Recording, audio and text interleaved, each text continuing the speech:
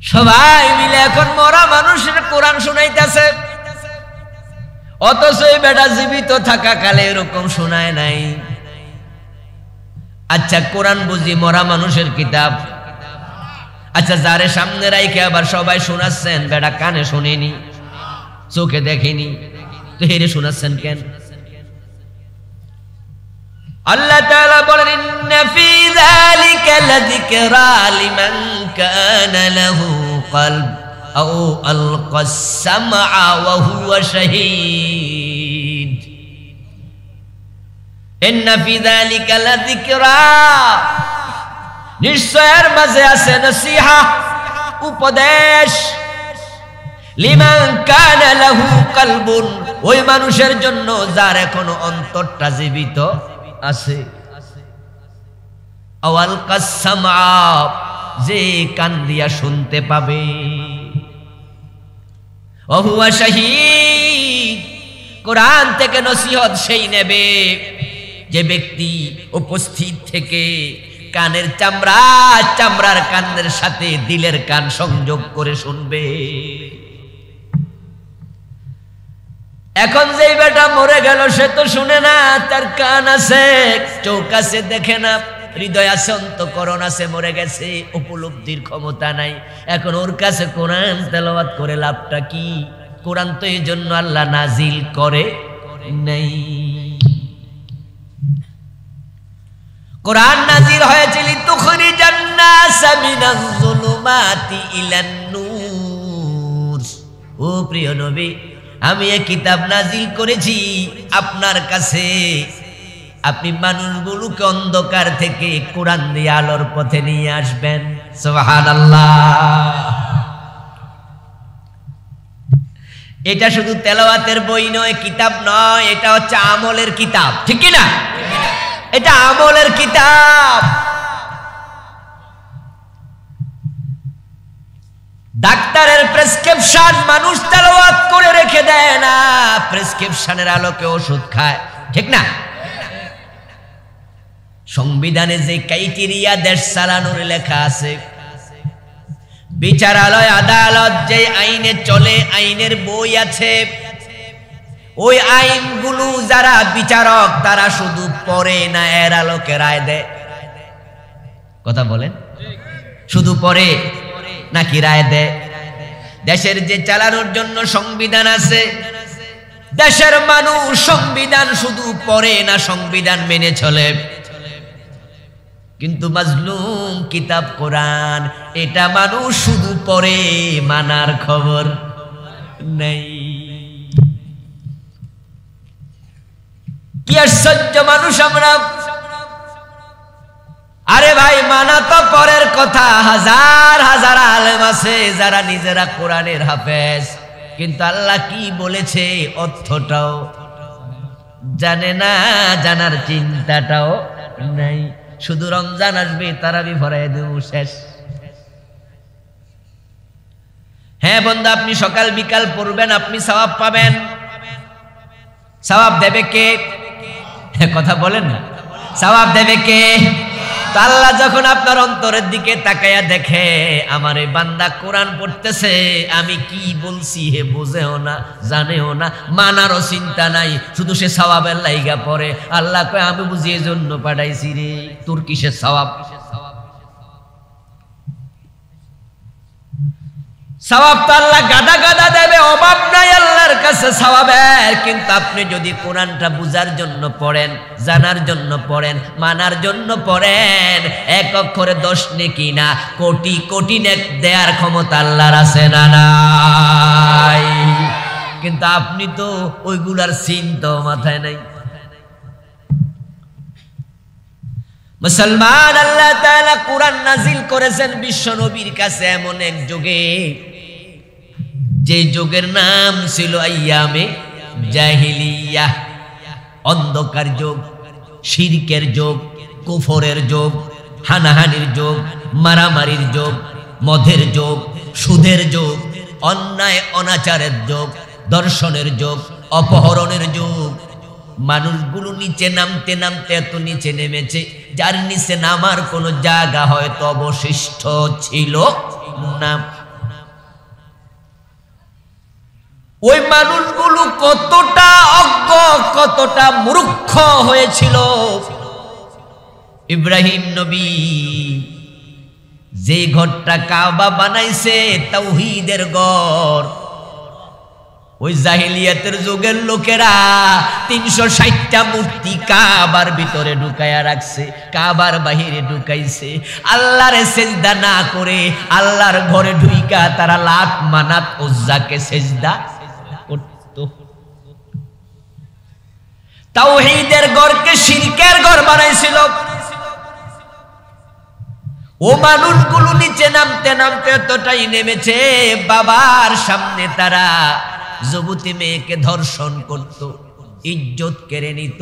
দিনে দুপুরে বাধা দেওয়ার ক্ষমতা বাবাদের নাই, বাধা দিলে বাবারেও হত্যা করত তলোয়ার দিয়ে। অবস্থা এতটা খারাপ হয়ে গিয়েছিল, বাবা চোখের পানি ছেড়ে দিয়ে কাঁদত। বিচার পাওয়া দূরের কথা, বিচার ছাওয়ার জায়গাও ছিল না। রাগে, ক্ষোভে, দুঃখে ওই বাবার আর একটা মেয়ে হয়েছে। একটা মেয়ের বয়স 18 বছর। বাবার সামনে এলাকার কিছু জালেম মেয়েটার ইজ্জত লুটে নিয়ে গেছে, বাবার সামনে ধর্ষণ করেছে। বাবা বিচার পায় না, বিচার চাওয়ার জায়গা নাই। এখন 18 বছর মেয়ের বয়স, তার নতুন করে আর একটা বন্ধু নিয়ে আসছে।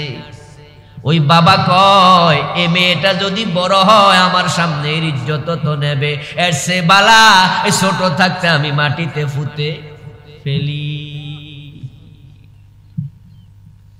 বাবার মেয়ে মাটিতে নিজ হাতে জীবিত দাফন শখের বসে করে নাই। ও আমার প্রিয় ভাই, এটা আওয়াজ করে জবাব দিয়েন তো, কুকুরের বাচ্চার জন্য কুকুরের মায়া আছে না নাই? মুরগির বাচ্চার জন্য মুরগির মায়া আছে না নাই?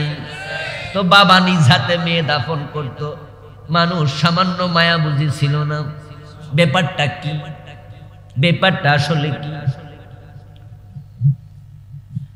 ছোটকালে বাজারে যেতাম, বাড়ির পাশে একটা এলাকা, একই গ্রামে বাজার ছিল। যাওয়ার পথে কিছু বড় বড় হাঁস ছিল, রাজহাঁস, দেখছেন এরকম মাথাওয়ালা। তো পুকুর ছিল, পুকুরের পাশে রাস্তা। রাজহাঁসগুলো বাচ্চা নিয়ে পুকুরে চড়তো, মাঝে মাঝে উপরে উঠতো। আমরা ছোট, রাজহাঁসের বাচ্চার পাশ দিয়ে যদি যাইতাম, রাজহাঁস আইসা দৌড়ানি মারতো। এমন ভয় পাইতাম, বাঁচাও কইয়া দৌড় মারতাম। আসলে ব্যাপারটা হলো, রাজহাঁস আমারে কেন দৌড়াতো, একজনের কেন দৌড়াতো? রাজহাঁসের চিন্তা হলো, এই ছেলেটা আমার বাচ্চার ক্ষতি করে কিনা। তাই বাচ্চার কাছ দিয়ে যাওয়ার অনুমতি রাজহাঁস দিত না। হাঁসের বাচ্চার জন্য হাঁসের দরদ আছে, কুকুরের বাচ্চার জন্য কুকুরের দরদ আছে, সিলের বাচ্চার জন্য সিলের দরদ আছে। মুরগি যখন বাচ্চা নিয়ে নামে, বাচ্চা ধরে দেখেন আপনারে খামচি মেরা দেবে, ঠিক না? তো মানুষ বাবা হইয়া নিজ হাতে দাফন করে কেমনে? ব্যাপারটা ছিল এমন, সমাজে মেয়েদের ইজ্জতের কোনো নিরাপত্তাই। যুবতী মেয়ে বাবার সামনে ইজ্জত হারাবে, বাবা লাজ লজ্জায় মরে যাওয়ার অবস্থা। এর সে নতুন আর একটা মাইয়া হয়েছে, ছোট্ট কালে মাইরা লাও, যুবতী হওয়ার পর আর টেনশন করা লাগবে না। 10KW তাদের কাছে ছিল খুব প্রিয়। Women, war and wine. War মানি যুদ্ধ, ওমেন মানি নারী, ওয়াইন মানি মদ। আরবের মানুষগুলো পাগলের মতো এই তিনটার সাথে উচ্চে পৃষ্ঠে জড়িত ছিল। কথায় কথায় যুদ্ধ, তলোয়ার নিয়ে হানাহানি, মারামারি, মানুষ মারত, মদ পান করতো, ছেলে মেয়ে মা বাবা এক জায়গায় বসে নারীদের সাথে ইজ্জত নিয়ে টানাটানি করতো দিনে দুপুরে। এমন চরিত্রহীন মানুষ, ইজ্জতের নিরাপত্তা নাই, সম্পদের নিরাপত্তা নাই। অবস্থা এমন হয়েছিল, মায়ের ইজ্জত কেড়ে নিয়া, মায়ের গায়ের স্বর্ণ কেড়ে নিয়া, মায়ের কোলের সন্তানটা পর্যন্ত কেড়ে নিয়া মেলায় দাস বানায়া বিক্রি করে দিত। এত খারাপ। এজন্য পৃথিবীর সব মানুষ মিলে নাম দিল আইয়ামে জাহিলিয়া। অজ্ঞতার যুগ, তমসার যুগ, বর্বরতার যুগ। আল্লাহ বলে কিতাব আনজালনাহু ইলাইকা লিতুখরিজান নাসা মিনাজ যুলুমাতি ইলান নূর। ও প্রিয় নবী, একটা কিতাব আমি পাঠালাম, এই কিতাব দিয়া মানুষগুলোকে অন্ধকার থেকে বের করে দেন, আলোর পথ দেখায়া দেন। বিশ্বনবী কিতাবটা পেলেন, মানুষের কাছে গেলেন, মানুষের একমত হলো আবু বকর, ওমর, উসমান, আলী, তালহা, জুবায়ের, সাদ বিন আবি ওয়াক্কাস, খাদিজা, আয়েশা, উম্মু সালামা, ঠিক না, রাদিয়াল্লাহু তাআলা আনহুম আজমাইন।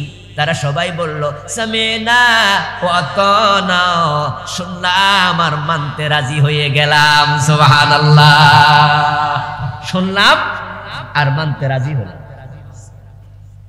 এখন বিশ্বনবী আবার বললেন আল্লাহ তাআলা শিরক হারাম করছে, লা তুশরিকু বিল্লাহি শাইআ ওয়াবুদুল্লাহ ওয়া লা তুশরিকু বিহি শাইআ। আল্লাহর গোলামি করো, আল্লাহর সাথে কাউকে আর শরীক করা যাবে না। এতক্ষণ যারা লাতের সামনে মাথা নত করত তারা বলল দ্যাটস ওকে, এখন থেকে মাথা নত হবে কার কাছে? আওয়াজ দিয়ে বলেন কার কাছে?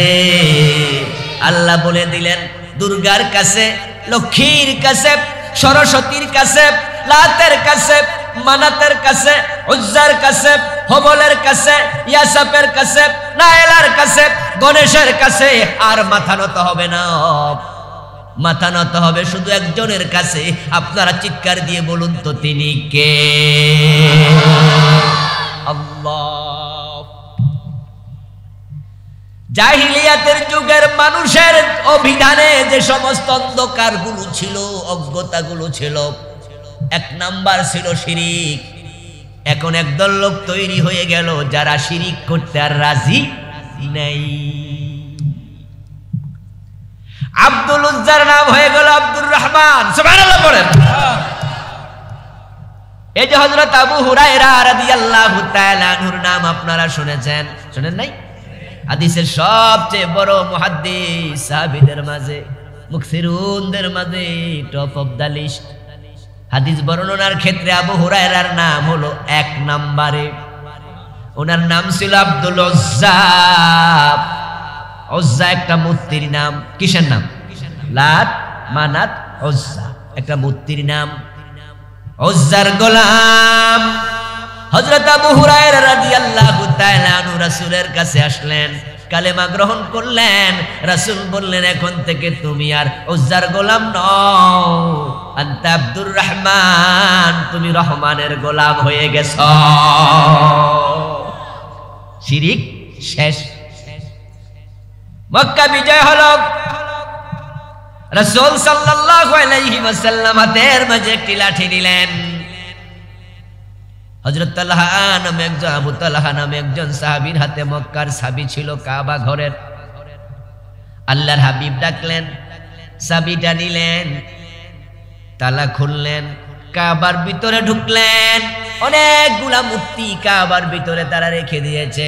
প্রিয় নবী হাতে লাঠিটা নিলেন, কোরআন মাজিদের একটি আয়াত পড়তে থাকলেন। আমার সাথে পড়ুন যারা পারেন। জাল হাক্কু ওয়া যাহাকাল বাতিল ইন্নাল বাতিলা কানা যাহুকা। সুবহানাল্লাহ পড়ে। সত্য এসেছে, মিথ্যার থাকতে পারবে না। আল ইসলামু হাক্কুন ওয়াল কুফরু বাতিল। ওই লাঠিটা হাতে নিয়ে তিনি মূর্তিগুলাকে ধাক্কা দিয়ে দিয়ে ফেলতে শুরু করলেন। কাবার ভিতরে এখন আর একটা মূর্তিও নাই। যে মূর্তির সামনে মানুষ কাবার ভিতরে ঢুকে মাথা নত করত, এখন আর নাই। এখন কাবার ভিতরে দাঁড়ায় ঢুকে মাথা নত করে কার কাছে? ফালিয়াবুদু রাব্ব হাদাল বাইত। সুবহানাল্লাহ। ও মানুষ, তোমরা এই ঘরের কাছে নয়, কাবাকে সিজদা করিও না। কাবার ইবাদত হবে না, ইবাদত হবে কাবার মালিকের। সুবহানাল্লাহ। ফালিয়াবুদু রাব্ব হাদাল বাইত। শিরিক চলে গেল। লোকজন মদ পান করত, আল্লাহ তাআলা কোরআন মাজিদের আয়াত নাযিল করলেন, ইন্নামাল খামরু ওয়াল মাইসিরু ওয়াল আনসাবু ওয়াল আজলাম রিজসুম মিন আমালিশ শাইতান ফাজতানিবু। ও মুসলমানেরা, এখন থেকে আর মদ পান করা যাবে না। ইয়াকুলুনা সামি'না ওয়া আতা'না, শুধু কোরআন তেলাওয়াত করার কারণে তারা ভালো মানুষ হয় নাই, অন্ধকার দূর হয় নাই। এটা তারা তেলাওয়াতও করেছে, আমলও করেছে। কিন্তু আমাদের অবস্থা হলো আমরা শুধু তেলাওয়াত নিয়ে খুশি। মদ হারাম ঘোষণা হলো। রাসূল সাল্লাল্লাহু আলাইহি ওয়াসাল্লাম হযরত আলীকে বললেন, আলী, মদিনার অলিতে গলিতে যাও, মদ হারাম ঘোষণা দিয়ে দাও। তখন তো আজকের যুগের মতো রেডিও টেলিভিশন কথা বলেন না ছিল। এখন তো সরকার তো একটা ঘোষণা দেয়, 13 তারিখ থেকে লকডাউন। কথার কথা বিশেষ এই এই এই এই 1 মিনিটে তামাম বাংলাদেশ শুধু না, তামাম দুনিয়া জানে, ঠিক না? তখন তো এই সুযোগটা, সাহাবারা মদিনার অলিতে গলিতে বের হলেন, মদ হারাম, মদ হারাম, মদ হারাম, হুরমাল খামার, হুরমাল খামার, হুরমাল খামার। হাদিসে পাওয়া যায়, তারিখ ইসলামীতে এসেছে, কোন কোন সাহাবী তখন মদ পান করার জন্য গ্লাসটা মুখের কাছে নিয়েছিল। তখন মদ পান করা হালাল ছিল, হারাম হয়েছে শোনার সাথে সাথে গ্লাসের মদ ঢেলে দিয়েছে।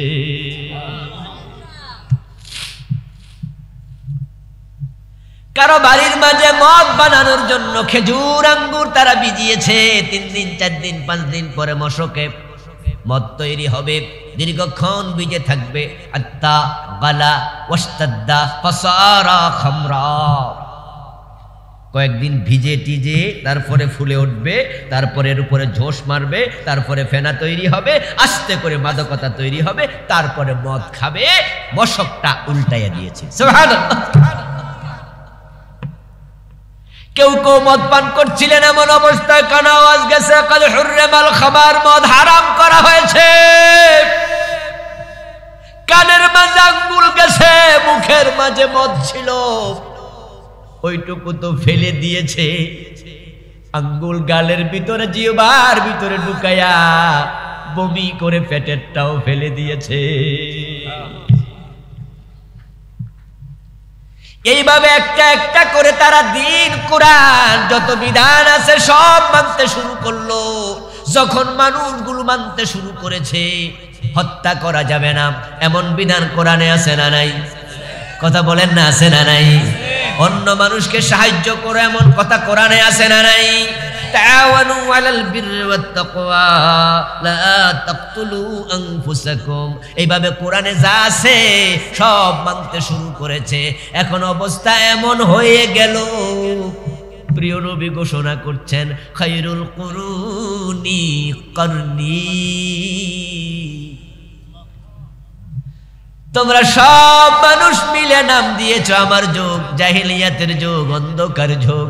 আর এমন এমন পরিবর্তন আমি করে দিলাম আল্লাহর কোরআন দিয়া।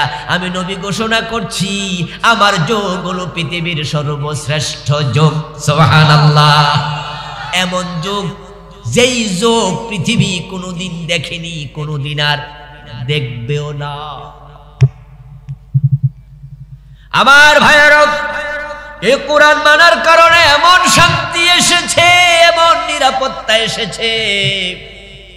লা তাকুলু আমওয়ালাকুম বাইনাকুম বিল বাতিল। এই আয়াতের অংশটুকু যদি আজকের মানুষগুলো মানত, তাহলে টাকা পয়সা নিয়ে আর মানুষ টেনশন করতো না। বাংলা অর্থ কি? বাংলা অর্থ হলো, অন্যায়ভাবে অন্যের সম্পদ তোমরা গ্রাস করিও না। কে মানা করছে? কথা বলেন না ভাইরা, কে বলেছে? এখন কোরআন তো মানার কিতাব, এটা জানার কিতাব, এটা মানার কিতাব। এই সূত্র যদি আজকে আমরা সমাজে প্রতিষ্ঠা করতে পারতাম, তাহলে কেউ কাউকে ওজনে কম আর কথা বলেন না কেন? মালে ভেজাল, অন্যের জমি দখল, জাল দলিল, ঘোষ, সুদে টাকা, ঠকতো না, ঠকাতো না, কত শান্তি আসতো। সবার অন্তর একটাই চিন্তা ঢুকতো, অন্যায় ভাবে মাল কামাই করতে মানা করছে কে? তাই যদি তার মালের মাঝে কোনো বেজাল থাকতো, ওই বেজাল মাল লুকাইয়া বেচা খুশি হইয়া বাড়িতে দৌড় মারতো না, বরং সে বেজালটা উপরে দিয়া বলতো, ভাই একটু বেজাল আছে দেখে নেন, প্রয়োজনে 5 টাকা কম দেন, কারণ আমার আল্লাহ কইছে কাউকে ঠকানো যাবে না।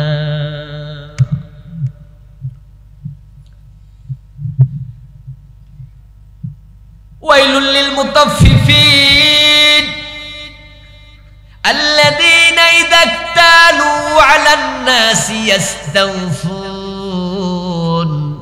ওয়া ইযা কালুহুম আও ওয়াজানুহুম ইউখসিরুন। ও আমার প্রিয় ভাইরা, কোরআনের এই আয়াত দুটি যদি মানুষ মানত, তাহলে সমাজে কি পরিমাণ শান্তি যে আসতো কল্পনা করতে পারতেন না।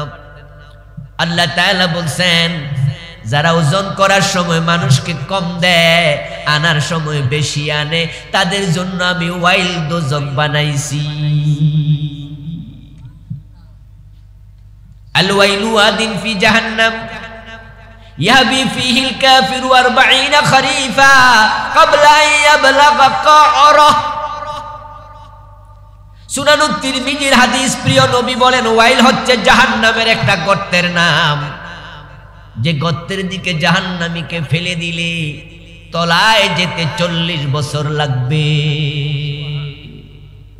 ওই ওয়াইল দোজক আমি ওজনে যারা কম দেয় তার জন্য বানাইছি। সাহাবায়ে কেরাম কোরআনের শত শত আয়াত পেয়েছেন, মেনেছেন, এসেছে, গ্রহণ করেছে। একটা বক্তব্য ছিল সামিনা ওয়া আতানা, শুনলাম আর মানলাম। আর যারা মুনাফিক ছিল, কাফের ছিল, তাদের বক্তব্য ছিল সামিনা ওয়া আসাইনা, শুনলাম কিন্তু মানলাম না। আপনাদের কাছ থেকে আমি জবাব চাই, কলিজার ভিতর থেকে জবাব দেবেন, বুঝে শুনে দেবেন, নিজের চিন্তা পরিবর্তনের নিয়ত দিয়ে জবাব দেবেন। মুমিনদের বক্তব্য ছিল শুনলাম আর মানলাম, মুনাফিক কাফেরদের বক্তব্য ছিল শুনলাম কিন্তু মানলাম না। আমাদের অবস্থা করুন। শুনলাম আর মানলাম যদি এটাই হয়, আপনি মুমিনের মাঝে আছেন। শুনলাম কিন্তু মানলাম না, আপনার নাম মুমিনের কাতারে নেই।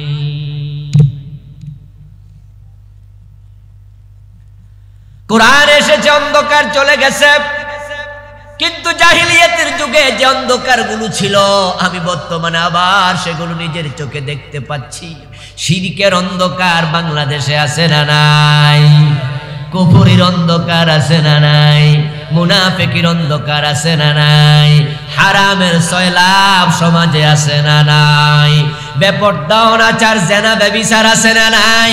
হত্যা খুন সন্ত্রাস এগুলো আছে না নাই? জাহিলিয়াতের যুগে যা ছিল নতুন করে আবার এসেছে। قال النبي صلى الله عليه وسلم بدا الاسلام غريبا سيعود كما بدا। প্রিয় নবী বলেন, ইসলাম শুরু হয়েছিল গরীব অবস্থায়। প্রথমে রাসূল ওহী পেলেন, আনা আউয়ালুল মুসলিমিন, তিনি বলেন আমি প্রথম মুসলমান। কে আছো কে আছো আমার সাথে একমত? আবু বকর হাত তোলা দিলেন। এবার কয়জন হলো? হযরত আলী বলেন আমি আছি। কয়জন হলো? হযরত যায়েদ বলেন রাসূলের পালক পুত্র আমি আছি। কয়জন হলো? এভাবে মা খাদিজা বলে আমি আছি। কয়জন হয়ে গেল? এভাবে বাড়তেছে বাড়তেছে। শুরু হয়েছিল গরিব দিয়া, কম দিয়া। সায়াউদু কামা বাদা, আবার অবস্থা এমন হবে ইসলাম আবার গরিব হয়ে যাবে।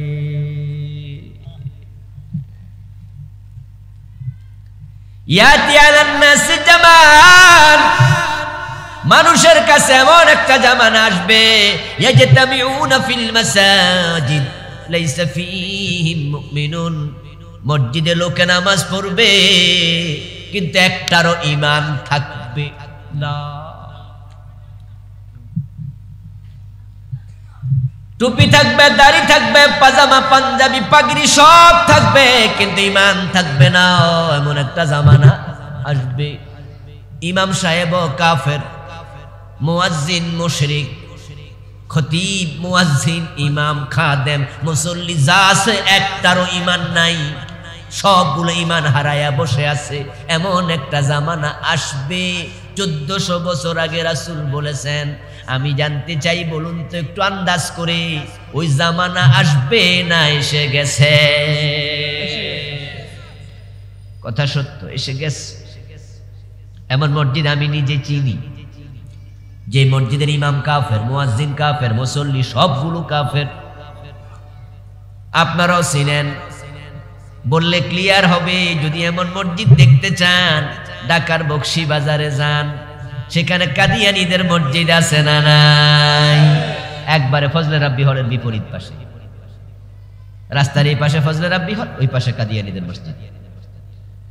মাদ্রাসা বোর্ডের পাশেই ঢাকা আলিয়ার কাশগড়ি হলের অপোজিটে কাদিয়ানীদের মসজিদে কি ইমাম নাই? কথা বলেন। মুয়াজ্জিন নাই, নামাজ পড়ে না, আজান দেয় না, টুপিদারি নাই। ইমানওয়ালা কয়জন? ইমাম ও কাদিয়ানী, মুয়াজ্জিনও। কথা বলেন না ভাই। ইমাম কি? মুয়াজ্জিন কি? মুসল্লি কি? মুমিন আছে কয়জন? হাদিস হুবহু মিলে গেল, হাদিসের মিসদাক পাওয়া গেল। এমন এক জামানা আসবে মসজিদগুলোতে মুসল্লি থাকবে, মুমিন একটাও থাকবে না, সবগুলো কাফের। তার বাস্তব উদাহরণ কাদিয়ানীদের মসজিদ। নিজেরা খুশি, যাক আমরা বাঁচলাম না। দোস্ত, অবস্থা আরো অনেক মসজিদে আছে।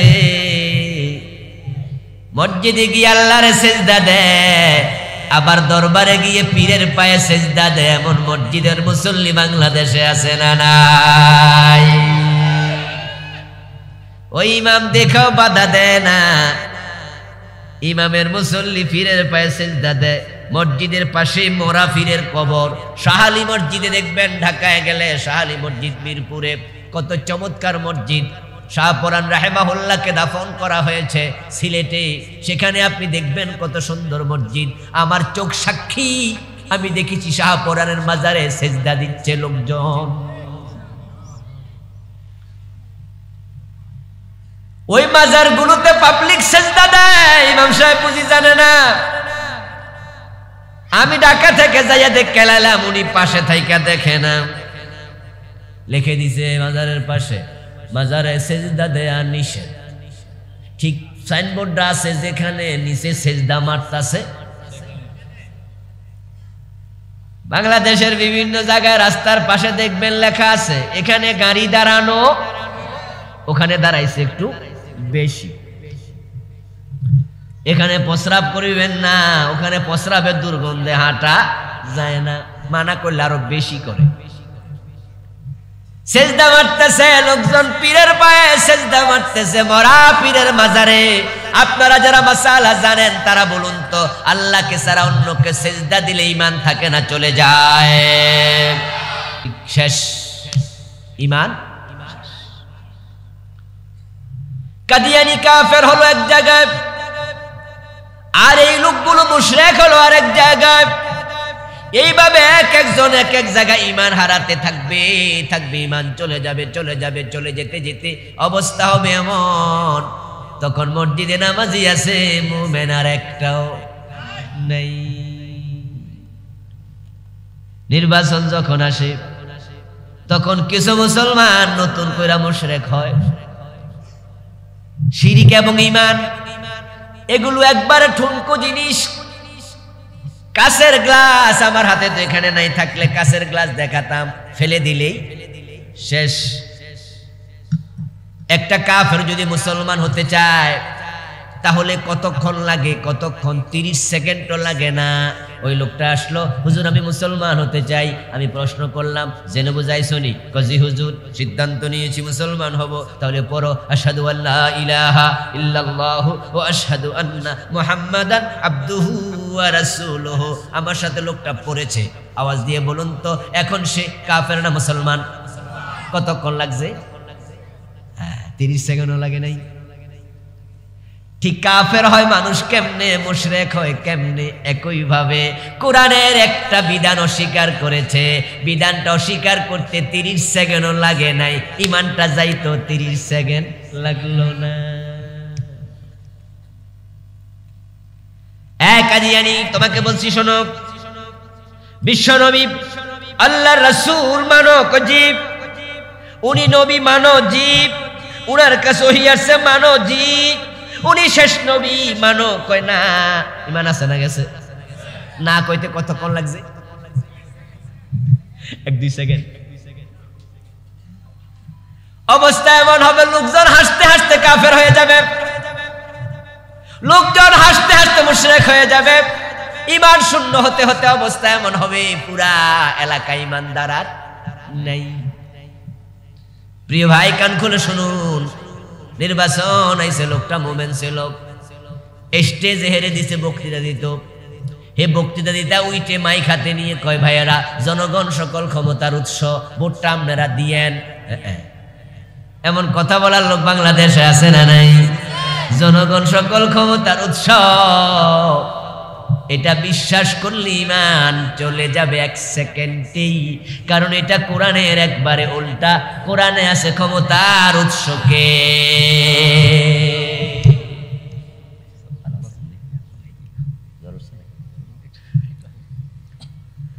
আল্লাহ তাআলা কোরআন মাজিদে বলেছেন, আন্নাল কুওয়াতা লিল্লাহি জামিয়া, সব ক্ষমতার মালিক কে?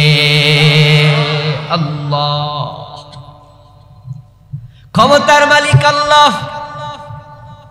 কোরআনে আল্লাহ রেখাতে বলে, কুলিল্লাহুম্মা মালিকাল মুলকি তুতিল মুলকা মান তাশা ওয়া তানজিউল মুলকা মিম্মা তাশা।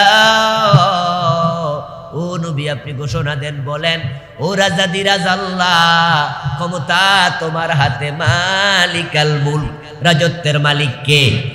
তুতিল মুলকা মান তাশা, যাকে চাও তুমি ক্ষমতা দাও, ওয়া তানজিউল মুলকা মিম্মান তাশা, আবার মনে চাইলে ক্ষমতাওয়ালার হাত থেকে ক্ষমতা কাইরা নিয়া বেজ্জতি করো এবং মাঝে মাঝে জেলখানার কয়েদি বানায়া দাও। ওয়া তুইজ্জু মান তাশা ওয়া তুযিল্লু মান তাশা বিয়াদিকাল খায়র।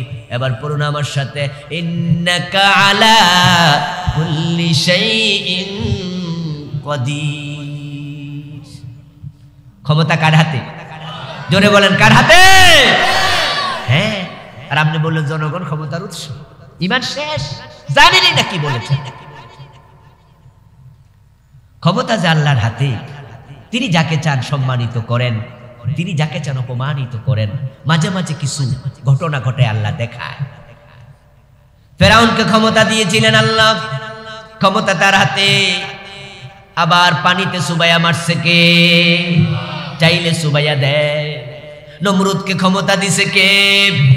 আবার জুতার বাড়ি খাওয়াইছে কে? টাকলারে মন্ত্রী বানাইছে কে? আবার বেজ্জতি কইরা এখন কোথায় নিয়ে গেছে? নিজের বউ পর্যন্ত মামলা দেয়, পলানোর জায়গা নাই, বিদেশ গেছে। হেরা কয়ে ফসা মাল আমরাও নেই না গো ব্যাক। কি বুঝলেন? আল্লাহ চাইলে আপনাকে বেজ্জতি করতে 30 সেকেন্ডও লাগে না। ওগুলো দেখে নিজেরা শিখবেন, নিজে শিখবেন। আপনি একটু পয়সাওয়ালা হইয়া এখন পাশের বাড়ির বেটার উপর জুলুম করে, বিল্ডিং করার সময় আইল ঠেলে, আছেন 2 হাত সরাইয়া বিল্ডিং করতেছে, ক্ষমতা আছে। ওই গরিব মানুষের মুরগি আপনার বাসায় ঢুকছে, বাড়ি দিয়ে ঠ্যাং ভাঙ্গা ফেলছে, আছে না? ছাগল ঢুকছে, বাইন্দা রাখছে, ফোলাপান জবাই করে খাইয়ে ফেলবো, করবি কি? ও দোস্ত শোনো, জুলুম করিও না। উত্তরবঙ্গের রিকশাওয়ালার গালের মাঝে 3 কেজি ওজনের থাপ্পড় দিছো তুমি নেতার ভাতিজা, ওই বেটা থাপ্পড় ফিরাতে পারবে না, কিন্তু চোখের পানি ছেড়ে দিয়ে বদদোয়া দেওয়ার সুযোগ আছে না নাই? তুমি চোখের পানি ঠেকাইবা কেমনে? ওটা যদি ছেড়ে দিয়া বলে আল্লাহ বিচারটা তোমার কাছে দিলাম। এবার একটু বলুন তো, আপনি যে 3 কেজি ওজনের থাপ্পড়টা দিলেন, আকাশের মালিক আরশের মালিক যদি কয় ঠিক আছে আমি তোর গালের মাঝে 10 কেজি ওজনের থাপ্পড় ফিরাবো, আল্লাহর ক্ষমতা আছে না নাই? ওটা ঠেকানোর ক্ষমতা তো কারোই নেই। ওয়াত্তাক দাওয়াতাল মাজলুম ফাইন্নাহু লাইসা বাইনাহা ওয়া বাইনাল্লাহি হিজাব।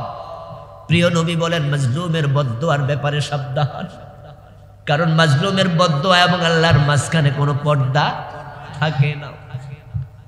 দাওয়াতুল মাজলুম ইয়ারফাউহা আল্লাহু ফাওকাল গামাম ওয়া ক্বালা লাহা লানসুরান্নাকা ওয়ালাউ বা'দা হিন। মাজলুম যখন বদদোয়া দেয়, আল্লাহ বদদোয়াটারে লইয়া মেঘমালার উপরে নিয়ে রেখে দেয়, বলে ও বদদোয়া আমি তোর সাথে আছি, তবে জালেমরা আমি একটু সময় দেব, দেখি তাওবা করে, তোর কাছে মাপ চায় কিনা, ফিরে আসে কিনা, ক্ষমা চায় কিনা, তোর জমিটা ফিরায় দেয় কিনা, তোর পা চেপে ধরে বলে কিনা ভাই থাপ্পড় দিয়া দিছি আপনি আমারে মাফ করে দেন। যদি না বলে আমি আল্লাহ আছি, আমি তার এটা ফিরাইয়া দেব, এটা না ফিরাইয়া আমি তার মৃত্যু দেব না। বাবানে মুআজ্জালানে উকুবাতুহুমা ফিদ দুনিয়া আল বাগী ওয়াল উকুক। দুটো অপরাধের শাস্তি আল্লাহ দুনিয়াতে দেয়, তারপরে মৃত্যু দেয়। একটা হলো জুলুমের শাস্তি, আর একটা হলো মাতা পিতার সাথে বেয়াদবির শাস্তি।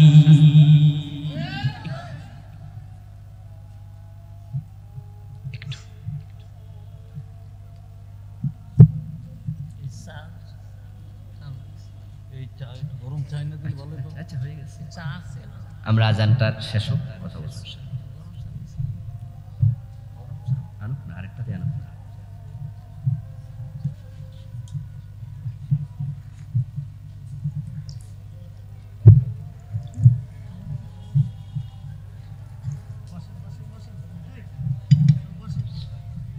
জি, প্রয়োজন ছাড়া উঠবেন না, আমরা শেষ করে দেব অল্প সময় ইনশাআল্লাহ।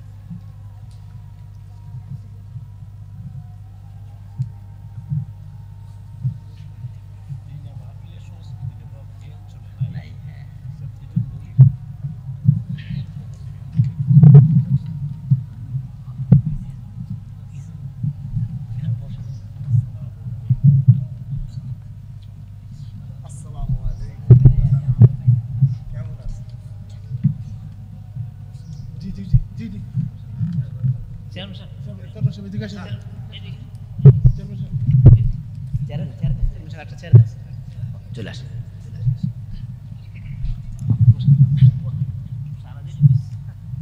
জিকির করুন লা ইলাহা ইল্লাল্লাহ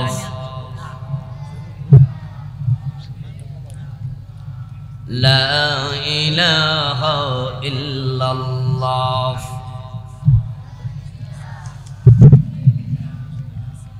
লা ইলাহা ইল্লাল্লাহ মুহাম্মাদুর রাসূলুল্লাহ। আজকের মাহফিলের সম্মানিত সভাপতি মহতারাম আলহাজ মোহাম্মদ আমজাদ হোসেন সরকার সাহেব, উনি আগমন করেছেন, আমরা তাকে ধন্যবাদ জানাই। আগমন করেছেন আজকের মাহফিলের সম্মানিত মেহমান, আড়াইবাড়ি দরবার শরীফের সম্মানিত পীরজাদা মহতারাম গোলাম কিবরিয়া সাইদি হাফেজাহুল্লাহ, আমরা ওনাকেও স্বাগত জানাচ্ছি। ইনশাআল্লাহ সামান্য কিছু কথা বলে আমি আমার কথা শেষ করব, ওনাদের কিছু কথা শুনে আমরা তারপরে দোয়া করব, আসরের নামাজ এখানে পড়ে আমরা যাব ইনশাআল্লাহ। ঠিক আছে? আমার বন্ধু বলছিলাম নির্বাচন আসলো, আপনি কথা বলে মুশরিক হলেন, আপনি জানেন না, শিরিক করলেন, ঈমান চলে গেল। ক্ষমতার মালিক আল্লাহ, আন্নাল কুওয়াতা লিল্লাহি জামিআ। সুতরাং জনগণ ক্ষমতার উৎসব, সকল ক্ষমতার উৎসব। এটা আমাদের দেশে লাখ লাখ মুসলমানের সন্তান এই ধারণা লালন করে, এই চিন্তা যারাই লালন করছে তাদের একজনেরও ঈমান থাকবে না, অথচ তারাও আবার 5 ওয়াক্ত নামাজও পড়ছে। হিন্দুদের দুর্গা পূজা যখন আসে তখন আর একদল মুসলমান নতুন করে মুশরিক হয়। আমাদের টেলিভিশনগুলো, আমাদের ইলেকট্রনিক মিডিয়া, প্রিন্ট মিডিয়া, সব জায়গায় একটি স্লোগান খুব সাউর হয়, ফলাও করে প্রচার করা হয়। এবং বড় ভয়াবহ ব্যাপার হলো ওই স্লোগানটা এখন প্রাইমারি স্কুলের বইতে ঢুকিয়ে দেয়া হয়েছে। একটা স্লোগান ইমানদারদের ঈমান শেষ করে দিচ্ছে। লাখ লাখ মুসলমান নতুন করে মুশরিক হচ্ছে। ওই জঘন্য স্লোগানটার নাম হলো ধর্ম যার যার, উৎসব সবার। আল্লাহর হাবিব বলছেন এমন জামানা আসবে মানুষগুলো মসজিদে জামাতের সাথে নামাজ পড়বে, লাইসা ফীহিম মুমিন, একটার ঈমান নাই। যে হাদিসটা আমি শোনালাম আপনাদের, এই স্লোগান যারা দিয়েছে, বিশ্বাস করেছে, সবগুলোর ঈমান শেষ। এর কারণ হলো তাদের এই ধ্যান ধারণাটা, বক্তৃতাটা, স্লোগানটা আল্লাহর কোরআনের সাথে 100% সাংঘর্ষিক। কোরআনের স্লোগান হলো লাকুম দীনুকুম ওয়ালিয়াদিন। কোরআনে আছে না নাই? সবার মুখস্থ আছে না? আমি শুরু থেকে বলেছি কোরআন তেলাওয়াতের কিতাব শুধু নয়, এটা আমলের কিতাব, ঠিক কি না? তেলাওয়াতের সাথে আমল আবশ্যক। তো আপনি তো সূরা কাফিরুন সবে পারেন মুখস্থ, আপনি বলছেন কি আর আপনার স্লোগান কি? কোরআনের স্লোগান হলো লাকুম দীনুকুম, তোমাদের ধর্ম তোমাদের, ওয়ালিয়া দিন, আমার ধর্ম আমাদের। এটাকে আলাদা করছে না এক বানায় ফেলছে? আল্লাহকে আলাদা করছে না এক করছে? বুঝেন, আবার বলেন, লাকুম দীনুকুম, তোমাদের ধর্ম তোমাদের, ওয়ালিয়া দিন, আমার ধর্ম আমার। এক বানায় ফেলছেন, আলাদা করে দিছে। এবার ঠিক আছে উত্তর, আল্লাহ দিলেন আলাদা করে। কাফেররা বিশ্ব নবীর কাছে প্রস্তাব এনেছিল, ও মুহাম্মদ ইবনে আব্দুল্লাহ, ধর্ম নিয়ে আমরা এখানে ঝগড়া পাসাদার করতে চাই না, কিছুদিন আপনি আমাদের ধর্ম মানবেন, মূর্তির কাছে যাবেন, নম নম করবেন, লাতের পূজা করবেন, উজ্জাকে আপনি পূজা করবেন, আবার কিছুদিন আমরা মসজিদে গিয়ে আপনার নেতৃত্বে আল্লাহকে সেজদা দেব, 5 ওয়াক্ত নামাজ যা আছে সব মানবো। তাহলে এইভাবে চলুক, ঝগড়া পাসাদ থাকবে না। শুনতে মনে হয় যেন প্রস্তাবটা মোটামুটি মন্দ না। এইভাবে তালগোল মিলায়া চলার অভ্যাস আমাদের ভিতরেও আছে না নাই? এই জন্য আমরা মসজিদে গিয়ে আল্লাহর গোলামি করি, আবার মসজিদের বাহিরে কেউ ভারতের, কেউ আমেরিকার গোলামি করছি। সবাইরে খুশি রাখে, আল্লাহকে খুশি রাখো, আগর শয়তানকে বেজার না করো। এখন আল্লাহ তাআলা রাসূলকে সূরা কাফিরুন নাজিল করে জানায়া দিলেন, না না, সুযোগ নাই। লাকুম দীনুকুম ওয়ালিয়া দীন, তোমাদের ধর্ম আলাদা, আমার ধর্ম আলাদা। এই স্লোগানের আলোকে স্লোগান হবে ধর্ম যার, উৎসব তার। হিন্দুদের মূর্তি পূজা তারা করবে, আমরা বাধা দেব না। বাধা দিতে আল্লাহ বলেন নাই। লা ইকরাহা ফিদ্দীন, দ্বীনের ব্যাপারে জবরদস্তি নাই, বাড়াবাড়ি নাই। হিন্দুদের মূর্তি ভাঙতে যেও না, তাদের মন্দিরে আক্রমণ করো না। বরং কোরআন বলছে, ওয়ালা তাসুব্বুল্লাযীনা ইয়াদউনা মিন দুনিল্লাহ ফায়াসুব্বুল্লাহা আদওয়াম বিগাইরি ইলম। যারা আল্লাহকে বাদ দিয়া অন্যের পূজা করছে, তাদের দেবতাদেরকে তোমরা গালি দিও না, কারণ তোমরা মূর্তিকে গালি দিলে তারা না বুঝে আল্লাহর গালি দিতে পারে। তাদের পূজা তারা করবে, আমরা বাধা দিতে যাব না। বরং আমরা সরকারকে বলবো, হিন্দুদের পূজার সময় পুলিশ দিয়া, বিজিবি দিয়া, র্যাব দিয়া, প্রয়োজনে সেনাবাহিনী দিয়া নিরাপত্তা দেন। কোন অবুঝ মুসলমান যেন হিন্দুদের মূর্তি ভেঙে দাঙ্গা লাগাতে না পারে, ঝামেলা লাগাতে না পারে। বাংলাদেশে যদি আমাদের ক্ষমতা বেশি মুসলমানদের, আমরা 90%, তা হিন্দুদের মন্দির ভাঙতে যাই, ভারতে মসজিদ ভাঙ্গার সম্ভাবনা আছে না নাই? তাহলে তুমি তো দাঙ্গা লাগাইয়া দিলা, এই অধিকার তোমার কে দিয়েছে? হিন্দুরা তাদের পূজা করবে, আমরা বাধা দেব না, কিন্তু কান খুলে শোনো মুসলমান, হিন্দুদের পূজা আমাদের উৎসব হতে পারে না। এটা আওয়াজ দিয়ে বলুন তো, মূর্তি পূজা করা জায়েজ না হারাম? ছোট হারাম না বড় হারাম? ইন্না শিরকা লা যুলমুন আযীম, শিরিকের মতো বড় কোনো জুলুম আর নাই। এখন আপনি বলতেছেন ধর্ম যার যার, উৎসব সবার। এই কথা শোনার কারণে এখন মুসলমান যুবকেরা, যুবতীরা দুর্গা পূজার অনুষ্ঠানে যাচ্ছে, হাততালি দিচ্ছে, নাচতেছে, গাইতেছে। মন্দিরে যে প্রসাদ গুলো দেয়, বাতাসা দেয়, জিলাপি দিয়ে টানাটানি করে খাচ্ছে। অথচ মূর্তির সামনে যা দেয়া হলো সেটা খাওয়া স্পষ্ট হারাম। হিন্দুদের দুর্গা পূজায় আপনি যাবেন, ঈমান থাকবে না যদি আপনি উৎসাহ দিতে যান। কারণ শিরকে উৎসাহ দেয়া মানে শিরকে সাপোর্ট করা। শিরিক করা যেমন শিরিক, সাপোর্ট করাও শিরক। আমাদের দেশে মুসলমানেরা শিরকের কারণে ঈমান হারা হচ্ছে, কুফরির কারণে হচ্ছে। কাদিয়ানির বিষয়ে বলে ফেলেছি, তারা কাফের। এর কারণ তারা কোরআন মাজিদের 4টি অক্ষর স্বীকার করে, মানে না। একটা মাত্র মেসেজ, খা আলিফ তা মিম খাতামান নবিয়্যিন।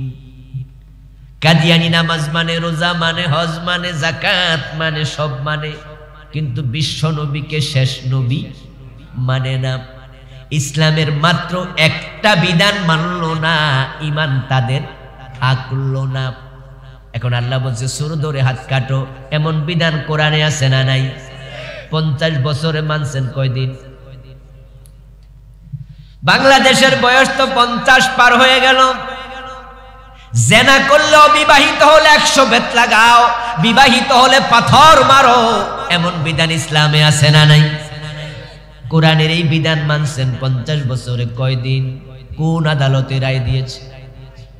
প্রিয় নবী তো বলেছেন, আমার মেয়ে ফাতেমা চুরি করলে ফাতেমার হাতটাও কেটেই দেব। মদ পান করলে 80 বেত লাগাতে হবে, এমন বিধান ইসলামে আছে কিনা? হযরত ওমর তো নিজের ছেলেকেও রেহাই দেন নাই, মদ্যপানের অপরাধে প্রিয় পুত্রকে নিজ করে মেরেছ দোররা, মরেছে পুত্র তোমারই চোখের পরে। বাংলাদেশে মদ আছে, ইয়াবা, হেরোইন, ফেন্সিডিল আছে, চলছে, হাজার হাজার যুবক শেষ হয়ে গেছে। কিন্তু 50 বছরে বাংলাদেশে 80 বেতের আইন কোন আদালত রায় দিছে?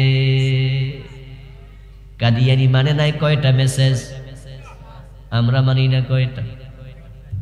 এমনি কই মানি তো মানলে আমল কই?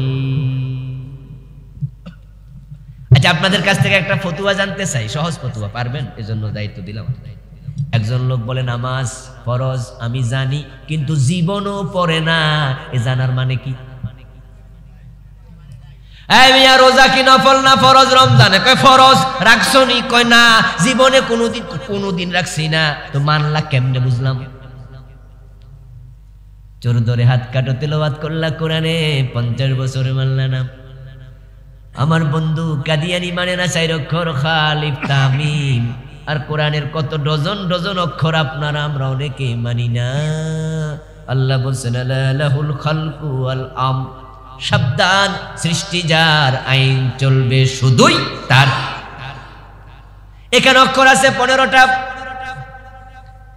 এবার আপনারা একটু বলুন তো সৃষ্টিকার? সবাই বলুন, আরো জোরে বলুন, সৃষ্টিকার। আইন চলবে কার? চলছে নি? এই যে চলছে না কেন? কারণ আপনারা আমরা অনেক নামাজি আল্লাহর আইনের পক্ষে আসতে পারি নাই, বরং আল্লাহর আইনের কথা শুনলে চেহারা কালো হয়ে যায়, এমন নামাজিও আছে না নাই? শুধু আল্লাহর আইনের পক্ষে ওয়াজ করার জন্য খতিবের চাকরিটাও গেছে, এমন মসজিদও আছে। আল্লাহর আইনের কথা বলার কারণে মামলা দিছে জঙ্গি বইলা, এমন ঘটনা আছে না নাই? ওই লোকগুলো মুমিন থাকলো কেমনে?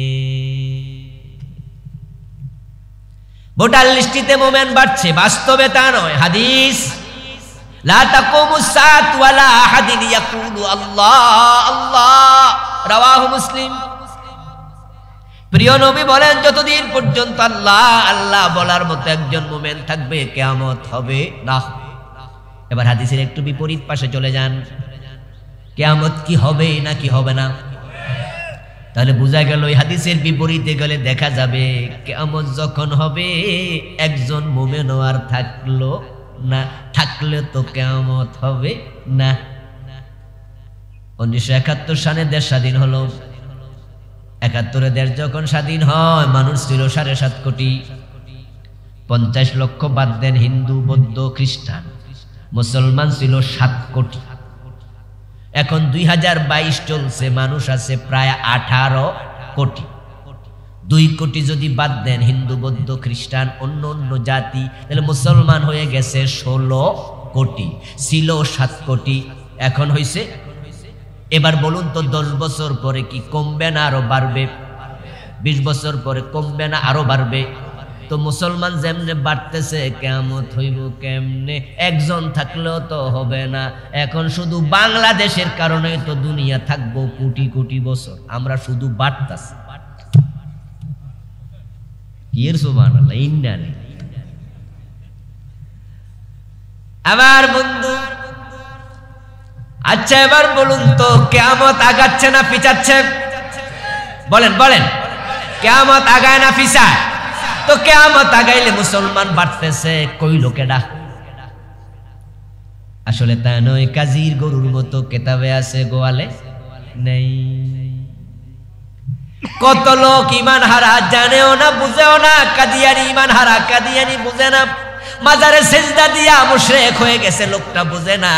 ধর্ম যার যার উৎসব সবার কইয়া লাখ লাখ মানুষ ইমান হারা। আস্তাগফিরুল্লাহ আস্তাগফিরুল্লাহ। হাজার হাজার মুসলমান বাংলাদেশের নিজেদেরকে ধর্ম নিরপেক্ষ দাবি করে, ধর্ম নিরপেক্ষ বলে। ধর্মের ব্যাপারে যেই নিরপেক্ষ হবে তার ঈমান থাকবে না, কারণ আপনাকে ধর্মের পক্ষেই থাকতে হবে। ধর্মের পক্ষে থাকার নাম ঈমান। ধর্ম স্বীকার করে না কাফের। ধর্মের ব্যাপারে পক্ষেও নাই বিপক্ষেও নাই, সেও কাফের। আর যে শুধু ধর্মের পক্ষে সে হলো মুমিন। কথা কি বুঝেন?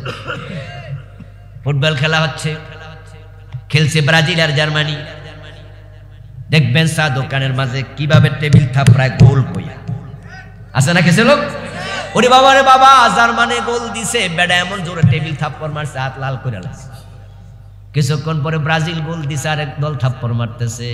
আরেক মুরব্বি চা দোকানে বই একটু চা টানতেছে আর চাইতেছে, একবার এদিকে আরেকবার ওদিকে। একজন জিজ্ঞাসা, চাচা আপনি যে থাপ্পড় মাপ্পড় মারেন না, ঘটনা কি? চাচা কয়, আমি কোনো পক্ষে নাই, মারমু কেন, আমি নিরপেক্ষ। আমি জার্মানির পক্ষেও না, আমি ব্রাজিলের পক্ষেও না। এটার নাম হলো কি? নিরপেক্ষ। নিরপেক্ষ মানে নিরপেক্ষ, নাই পক্ষ। যার কোনো পক্ষ নাই সে নিরপেক্ষ। এবার আপনারা আমার সামনে যারা আছেন, এই ভিডিওর মাধ্যমে যাদের কাছে মেসেজটা যাবে, আমি আপনার বিবেকের কাছে প্রশ্ন রাখতে চাই, ধর্মের ব্যাপারে আপনি কি পক্ষে নাকি বিপক্ষে না নিরপেক্ষ? আপনার নাম আব্দুল্লাহ, প্রমাণ করে আপনি ধর্মের পক্ষে। আপনার নাম ইব্রাহিম, প্রমাণ করে ধর্মের পক্ষে, ঠিক কিনা? আপনার মুখের দাড়ি প্রমাণ করে আপনি ধর্মের পক্ষে। আপনার মাথার টুপি প্রমাণ করে আপনার ধর্মের পক্ষে। আপনি মসজিদে যান, প্রমাণ করে আপনি ধর্মের পক্ষের লোক। আপনি হজ করেছেন, প্রমাণ করে আপনি ধর্মের পক্ষের লোক। আপনি ঈদের নামাজে যান, প্রমাণ করে ধর্মের পক্ষের লোক। অথচ আপনি কোন আমি নিরপেক্ষ।